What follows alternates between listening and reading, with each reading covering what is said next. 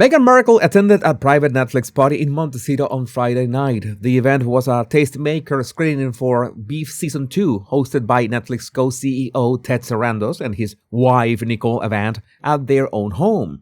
The guest of honor was Carey Mulligan, BAFTA-winning actress, lead of the show, and the woman who just 2 weeks ago received a CBE from King Charles at Windsor Castle. It was Carey's night, but Meghan showed up in the exact same color as the star of the evening, and the internet has not stopped talking about it since. Welcome back, my Royal Rogues. My name is Jesus Enrique Rosas. I'm the Royal Rogue, and my Rogues, let's talk about what happened on Friday night, because this is almost too perfect. Ted Sarandos and Nicole Avant opened their Montecito home for an intimate launch event celebrating Beef Season 2, which premieres on April 16th. The guest list was Hollywood A-list, Katy Perry, Orlando Bloom, Justin Trudeau, Oscar Isaac, and of course the star of the evening, Carey Mulligan. Now here's what matters. The majority of guests showed up in black, white, and neutral tones, and Carey Mulligan, the lead actress, the woman the party was thrown for, wore a stunning chartreuse gown. She was supposed to stand out. She was supposed to be the center of attention. That was the entire point. And then, Meghan walked in wearing a floor-length chartreuse satin gown by Heidi Merrick. The exact same energy? Well, I don't know. At a party that was not about her. Now, some people have pointed out that chartreuse is one of a spring 2026 trending colors, and that is true. Vogue called it the it color of the season. But, my rogues, there is a difference between following a fashion trend and showing up in the same striking color as the guest of honor at her event. One is a style, the other is a statement, and if you know anything about Meghan at this point, you know which one this was. And this is not the first time. Not even close. Remember Prince Louis christening in July 2018? The entire royal family wore cream, white, and soft blue, and Meghan showed up in an olive green outfit. The only splash of color in this entire lineup. Different event, different year, same pattern. Meghan has never met a room she didn't try to make about herself. And here's the detail that makes this story even more delicious. 2 weeks before this party, Carey Mulligan walked into Windsor Castle and received a CBE from King Charles, Commander of the Most Excellent Order of the British Empire. Her husband Marcus Mumford was by her side. It was one of the proudest moments of her career. And then, 14 days later, the woman who left that very institution showed up at Carey's Netflix celebration wearing the same color, pulling focus in exactly the way she always does. The internet has noticed, by the way, the word on the street is that this was not accidental. One viral comment put it perfectly. The dress code was black and white because the star of Beef wore chartreuse and she was the only one that was supposed to. Now, Meghan's defenders say there was no official dress code, and maybe there wasn't, but here's the thing. You do not need a written rule to understand that when someone else is the guest of honor, you do not show up dressed to compete with them. That is not a dress code. That is basic manners. And the Duchess of Sausages has never had much use for those, to be fair. Now let's zoom out because the party itself tells a fascinating story. Why were the Harkles even there? Because just last month, Netflix pulled its investment from Meghan's lifestyle brand as ever. Streaming giant that funded all the manufacturing, all the marketing, all the infrastructure for her gem and lifestyle products. They walked away. Variety reported that 6 Netflix insiders independently said, "We are done," and Meghan's response to that?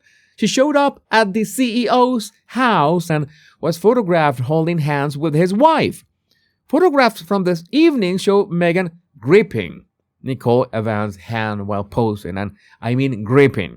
The body language community has already started calling it the claw, as usual. You remember the claw.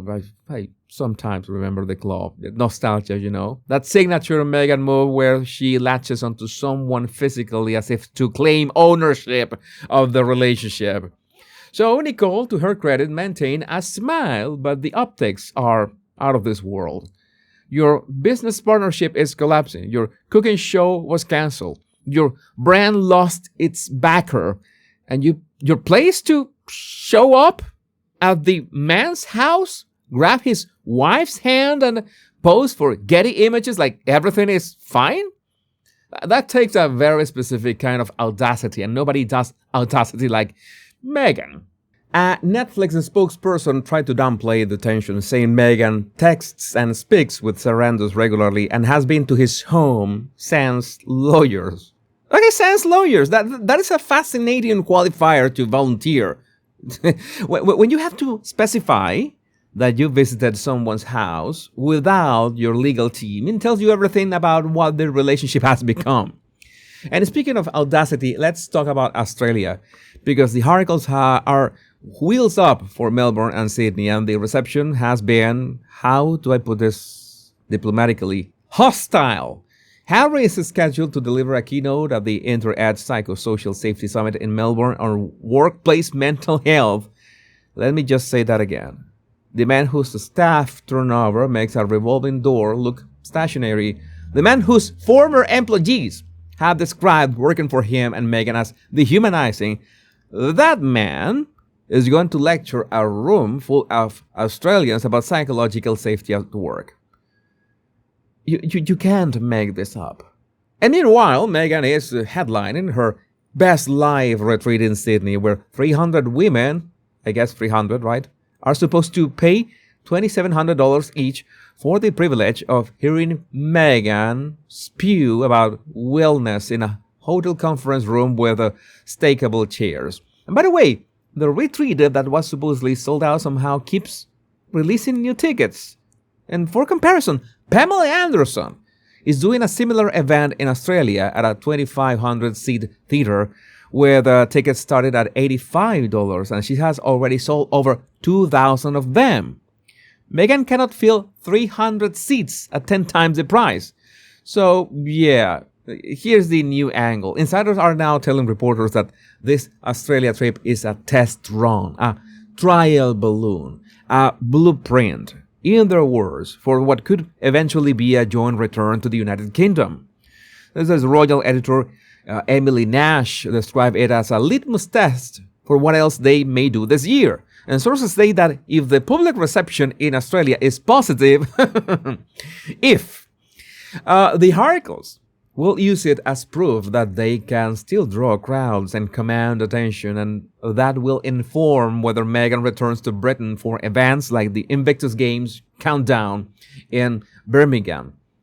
Let me translate that. They are testing whether people still care. And given that over 40,000 Australians have signed a petition demanding no taxpayer money be spent on their security, I would say the early reviews are in. The Sydney Morning Herald ran a piece with this line: Harry and Meghan are free agents, but do not be fooled. This is not a royal tour. When the country you are visiting has to publicly clarify that your trip is not official, the test run is already failing. And while Harry prepares to lecture Australians about workplace mental health, let us remember what is waiting for him back in London: the Centennial lawsuit. The charity he co-founded in 2006 to honor Princess Diana, the charity that helps children with HIV in Southern Africa, is suing him for defamation in the High Court. They allege that Harry and his close friend Mark Dyer orchestrated a coordinated adverse media campaign that caused operational disruption, reputational harm, and an onslaught of cyberbullying directed at the charity's leadership. Now, I covered this story when it broke on Friday, but here's what is new. Harry is about to stand on a stage in Melbourne and talk about psychosocial safety in the workplace. He's going to talk about mental health, about creating safe environments, about protecting people from harm. And at the exact same time, a charity for children with HIV is telling a court that he is the one who created an unsafe environment, that he orchestrated attacks against the people trying to do the work. The irony is so thick you could spread it on toast, and the Australian press is not going to let him forget it.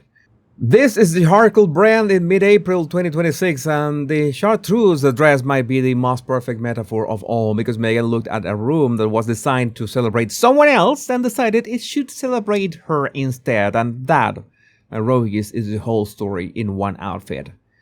Let me know what you think about this in the comments. My name is Jesus Enrique Rosas. I'm the Royal Rogue. Much love and bliss.